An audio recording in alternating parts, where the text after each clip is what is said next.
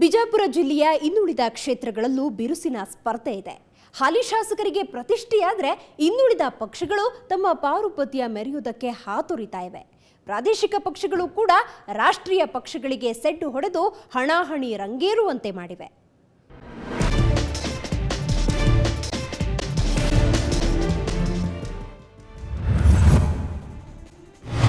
ಬಬಲೇಶ್ವರದಲ್ಲಿ ಯಾರು ಬಲಭೀಮ? ಬಬಲೇಶ್ವರ ದ್ರಾಕ್ಷಿಗೆ ಫೇಮಸ್.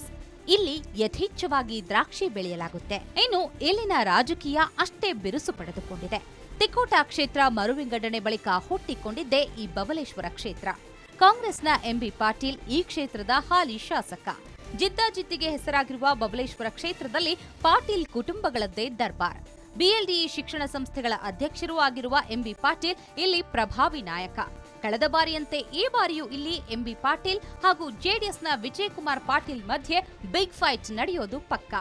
ಹಾಗಾಗಿ ಕ್ಷೇತ್ರದ ಮತದಾರರು ಯಾವ ಪಾಟೀಲರ ಕೈ ಹಿಡಿತಾರೆ ಅನ್ನೋದು ಕುತೂಹಲ ಕೆರಳಿಸಿದೆ. ಪಂಚಮಸಾಲಿ ಲಿಂಗಾಯತ ಮತದಾರರೇ ಇಲ್ಲಿ ನಿರ್ಣಾಯಕವಾಗಿದ್ದು ಅವರ ಆಶೀರ್ವಾದ ಬೇಕಿದೆ. ಬಬಲೇಶ್ವರ ವಿಧಾನಸಭಾ ಕ್ಷೇತ್ರದಲ್ಲಿ ಒಟ್ಟು 1,62,000 ಮತದಾರರಿದ್ದಾರೆ. ಈ ಪೈಕಿ 70,000 ಲಿಂಗಾಯತರು, 3,000 ಬ್ರಾಹ್ಮಣರು, 30,000 ಪರಿಶಿಷ್ಟ ಜಾತಿಯವರು, 10,000 ಪರಿಶಿಷ್ಟ ಪಂಗಡ, 15,000 ಅಲ್ಪಸಂಖ್ಯಾತರು ಹಾಗೂ 35,000 ಇತರೆ ಜಾತಿಯ ಮತದಾರರಿದ್ದಾರೆ. ಮುದ್ದೇಬಿಹಾಳದಲ್ಲಿ ಮೋಡಿ ಮಾಡೋರು ಯಾರು?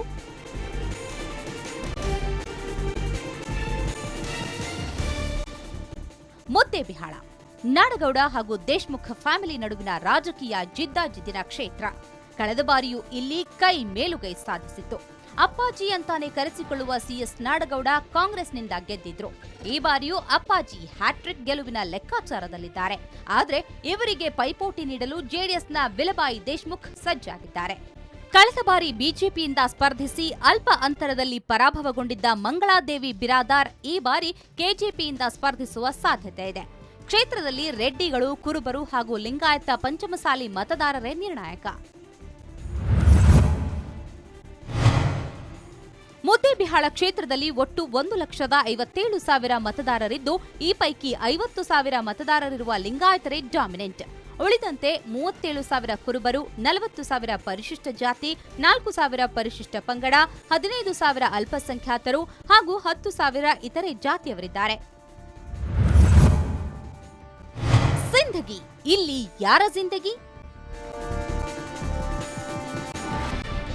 ಸಿಂದಗಿ ಕಳೆದೆರಡು ಚುನಾವಣೆಗಳಲ್ಲೂ ಇಲ್ಲಿ ಕಮಲದ್ದೇ ಕಾರುಬಾರು. 2004ರಲ್ಲಿ ಬಿಜೆಪಿಯ ಅಶೋಕ್ ಶಾಬಾದಿ ಗೆದ್ದಿದ್ರೆ 2008ರಲ್ಲಿ ರಮೇಶ್ ಭೂಸ್ನೂರ್ ಶಾಸಕರಾಗಿ ಆಯ್ಕೆಯಾಗಿದ್ರು. ಆದ್ರೆ ಬದಲಾದ ರಾಜಕೀಯ ಪರಿಸ್ಥಿತಿಯಿಂದಾಗಿ ರಮೇಶ್ ಭೂಸ್ನೂರ್ ಎರಡನೇ ಬಾರಿಗೆ ಆಯ್ಕೆ ಬಯಸಿ ಬಿಜೆಪಿ ಇಲ್ಲವೇ ಕೆಜೆಪಿಯಿಂದ ಕಣಕ್ಕಿಳಿಯುವ ಸಾಧ್ಯತೆ ಇದೆ. ಕಳೆದ ಚುನಾವಣೆಯಲ್ಲಿ ಸೋಲಿನ ರುಚಿ ಕಂಡ ಜಿಲ್ಲಾ ಕಾಂಗ್ರೆಸ್ ಹಾಲಿ ಅಧ್ಯಕ್ಷ ಶರಣಪ್ಪ ಸುಣಗಾರರಿಗೆ ಟಿಕೆಟ್ ಖಾತ್ರಿಯಾಗಿಲ್ಲ. ಕೈ ಟಿಕೆಟ್ಗಾಗಿ ಆಕಾಂಕ್ಷಿಗಳ ದೊಡ್ಡ ಪಟ್ಟಿಯೇ ಇದೆ. ಹಾಗಾಗಿ ಸಿಂದಗಿಯಲ್ಲಿ ಯಾರ ಜಿಂದಗಿ ಅನ್ನೋ ಕುತೂಹಲ ಗರಿಗೆದರಿದೆ.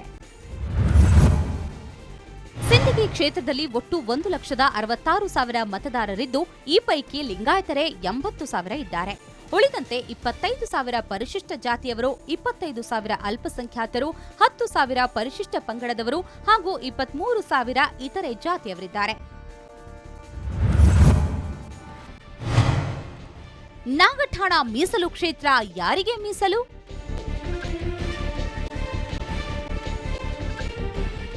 ನಾಗಠಾಣ ಇದು ಪರಿಶಿಷ್ಟ ಜಾತಿಗೆ ಮೀಸಲಾಗಿರೋ ಕ್ಷೇತ್ರ. ಕಳೆದ ಬಾರಿ ಇಲ್ಲಿ ಬಿಜೆಪಿಯಿಂದ ವಿಠ್ಠಲ್ ಕಟಕದೊಂಡ ಕಮಲ ಅರಳಿಸಿದ್ರು. ಆದ್ರೆ ಪಕ್ಷಾಂತರ ಪರ್ವದ ಅಬ್ಬರಕ್ಕೆ ಸಿಲುಕಿ ಕಟಕದೊಂಡ ಈಗ ಕೆಜೆಪಿ ತೆಕ್ಕೆಗೆ ಸೇರಿದ್ದು ಟಿಕೆಟ್ ಸಹ ಗಿಟ್ಟಿಸಿಕೊಂಡಿದ್ದಾರೆ. ಕಳೆದ ಬಾರಿ ಕಾಂಗ್ರೆಸ್ನಿಂದ ಸ್ಪರ್ಧಿಸಿ ಸೋಲುಂಡಿದ್ದ ರಾಜು ಅಲಗೂರ್ ಕೈಪಾಳ್ಯದಿಂದ ಮತ್ತೊಮ್ಮೆ ಅದೃಷ್ಟ ಪರೀಕ್ಷೆಗಿಳಿಯುವ ಸಾಧ್ಯತೆ ಇದೆ. ಕೈಬಿಟ್ಟು ಹೋಗಿರುವ ಕಟಕದೊಂಡ ಸ್ಥಾನಕ್ಕೆ ಬಿಜೆಪಿ ಯಾರನ್ನ ಕಣಕ್ಕಿಳಿಸಲಿದೆ ಅನ್ನೋ ಕುತೂಹಲ ಮನೆ ಮಾಡಿದೆ. ನಾಗಠಾಣ ಮೀಸಲು ಕ್ಷೇತ್ರದಲ್ಲಿ ಒಟ್ಟು 1,92,000 ಮತದಾರರಿದ್ದಾರೆ. ಈ ಪೈಕಿ 92,000 ಲಿಂಗಾಯತರು, 27,000 ಪರಿಶಿಷ್ಟ ಜಾತಿಯವರು, 33,000 ಪರಿಶಿಷ್ಟ ಪಂಗಡ, 20,000 ಅಲ್ಪಸಂಖ್ಯಾತರು ಹಾಗೂ 15,000 ಇತರೆ ಜಾತಿಯ ಮತದಾರ ಪ್ರಭುಗಳಿದ್ದಾರೆ.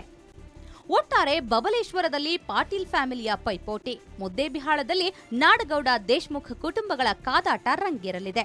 ಇನ್ನು ಸಿಂದಗಿಯಲ್ಲಿ ಯಾರಿಗೆ ಗೆಲುವಿನ ಸೀರುಂಡೆ ಸಿಗುತ್ತೆ, ನಾಗಠಾಣ ಮೀಸಲು ಕ್ಷೇತ್ರ ಯಾರಿಗೆ ಮೀಸಲಾಗಲಿದೆ ಅನ್ನೋದನ್ನ ಜಿಲ್ಲೆಯ ಮತದಾರರೇ ನಿರ್ಧರಿಸಬೇಕಿದೆ. ಬಿಜಾಪುರದಿಂದ ಕ್ಯಾಮರಾಮನ್ ಸಂಗಮೇಶ್ ಜೊತೆ ರಾಜು ಪಾಟೀಲ್, ಸುವರ್ಣ ನ್ಯೂಸ್.